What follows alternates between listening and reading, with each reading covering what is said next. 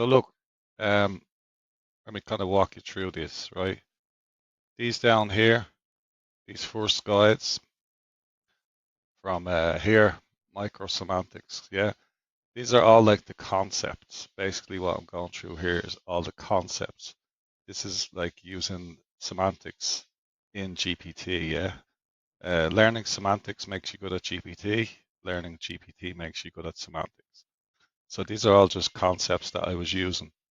Like they're like full-on articles about the concepts and how to apply them, yeah.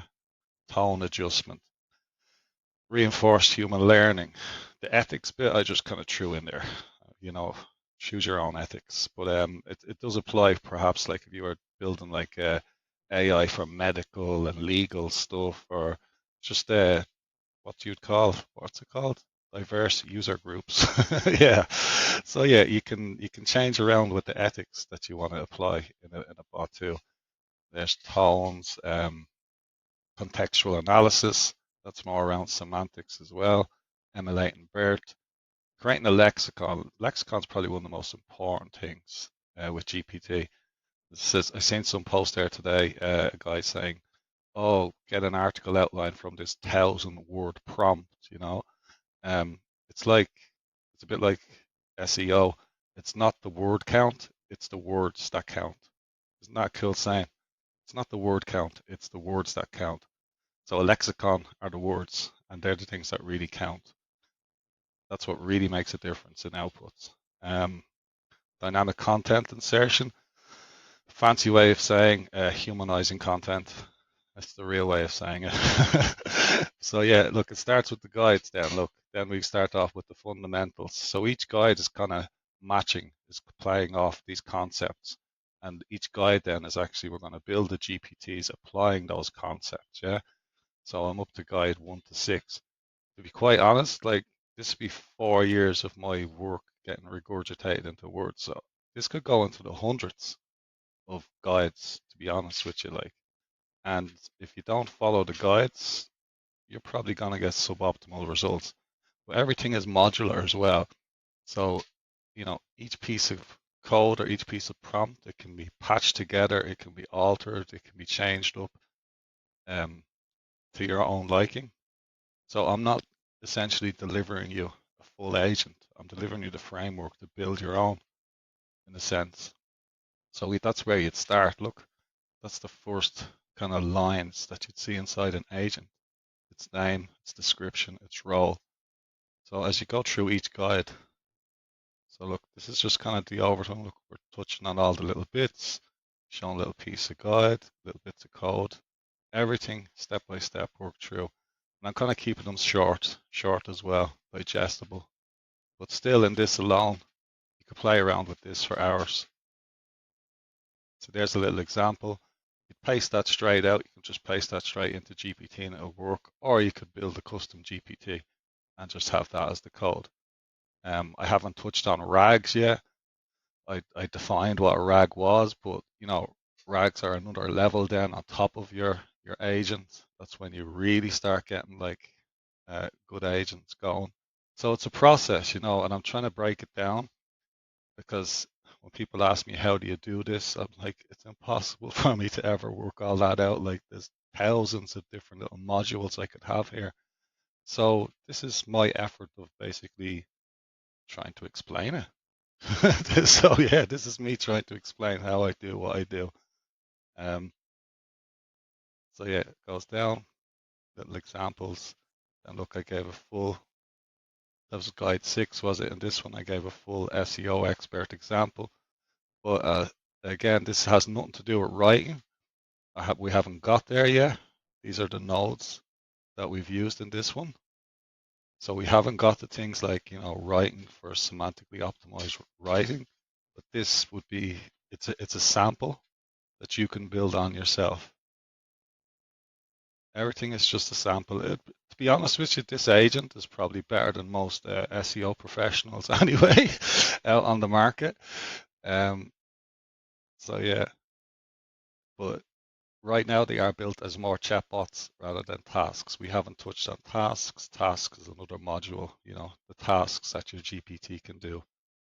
There's a lot of tasks GPT can't do that you see appearing in people's prompts. Some people think that your GPT can interact with Google Planner and SEMrush and log into SEMrush and check keyword volumes for you. You see prompts out there on the market like that. That's complete nonsense. But you can do that with uploading the actual CSV data files yourself, creating RAGs, creating knowledge domains. You can give it that data, but it can't go out and actually get it itself. But there's a lot of things it can do. There's a lot of tools. If there's any tools around words, semantics, the emulation of semantics, it can certainly do a good job at emulating any of those. Things like BERT.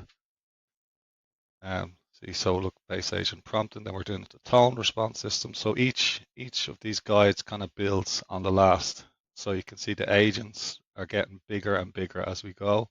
And we're adding all of the previous modules from the previous guides into the new agent, and then adding on an example of the new concept that we're discussing in this one. So you see I have the agent modules. So we have 14 modules in this. And you can see it's discussing all the stuff we were talking about in the earlier articles, customizations, NLP, profiles. So what we're doing here really, we haven't touched on anything other than just building the persona of the agent and building its lexicon. And we have more examples here. But we will get to those nice juicy parts when it comes to tasks and outputs down the road, if this gets any traction. But I'm probably going to continue just publishing them anyway from my own records. But yeah, there's full examples here of an agent. As you can see, there's the modules again. Number 5, we were talking about ethical considerations. Again, a lot of us wouldn't worry about the ethics because it's built into a lot of the GPT models anyway, but there's some nuances that you might want to consider when it comes to ethics. It could be dealing with medical situations or things specific to your business, and you want to use something specific to reply with. Context, sensible and ethical response design. Yeah, not something I've too much time with when it comes to the agents I'm building for SEO. It seems to do a pretty decent job, but there are some use cases for this. So say, look, customer support triage. You might want to have a certain set of ethics built into it there. This would be to do with your own company. There's the source context. There's the modules used again. Here was a different one, a freelance project manager. So if you're dealing with a team, maybe directors, CEOs, or freelancers, you could use this for email response and project management, things like that. A few use cases there. But again, this is not something that I deal with directly in my day-to-day. I'm an SEO, but these are good little handy tools for people out there. Look, remote work productivity coach, something to get you motivated in the morning. Just a couple of ideas that I came up with possible use cases for that type of module within your GPT. And then up to 6, on guide 6, I go onto the lexicon or find lexicon. This is probably one of the key things I think building GPTs. The lexicon you give it is so important. It makes such a difference. Micro semantics is huge in a lexicon. That's really the key. You can't just say things like SEO. You need to be very specific. You need to get down into the subtopics and all of the entities and all of the micro semantics. The more you use them within this custom lexicon, you can write a definition, context. See, sometimes the definition that you might find out on the web by consensus models might actually be the definition that you're thinking of. So things like this come in. For example, the word source context in this Corey's topical authority course. This is a definition that he derived himself. So you'd need to actually define that within the model so it would understand it. A few other terms that would be very rare in general SEO discussion that would be found within that course that you'd really need to be specific and define within your GPT agent, or at least within your RAG. So yeah, look, here's a full GPT SEO agent. Again, this is not a full agent. It's an example. It can be built upon, but probably out of the box, it's probably a better GPT bot than most GPTs out there, or SEO, or SEO professionals out there.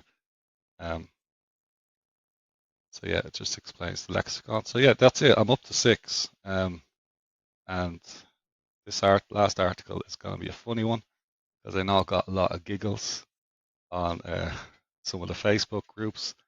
Because, this actually demonstrated what's called needle in a haystack.